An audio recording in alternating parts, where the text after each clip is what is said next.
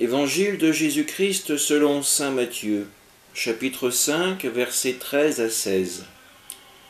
En ce temps-là, Jésus disait à ses disciples : « Vous êtes le sel de la terre, mais si le sel devient fade, comment lui rendre de la saveur ?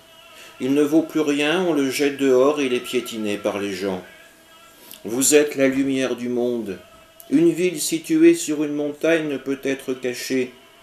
Et l'on n'allume pas une lampe pour la mettre sous le boisseau, on la met sur le lampadaire, et elle brille pour tous ceux qui sont dans la maison.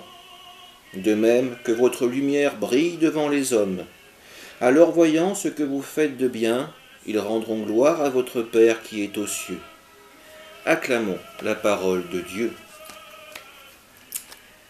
Dans cet évangile, Jésus le dit à ses disciples : « Vous êtes le sel de la terre. » Il nous le dit encore aujourd'hui, à nous, en 2020. Ce sel, il est là pour donner du goût, mais également pour conserver, pour permettre à quelque chose de devenir pérenne. Ainsi en va-t-il de la mission des disciples. Ils sont là pour donner de la saveur à la parole de Dieu, à notre propre vie, mais aussi pour permettre que cette parole se perpétue dans le monde d'aujourd'hui.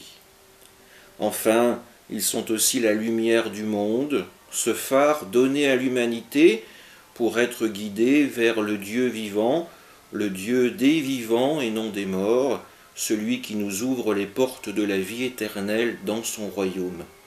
Alors aujourd'hui, en tant que chrétiens, c'est à nous qu'il appartient d'être le sel de la terre, mais également la lumière du monde. Amen.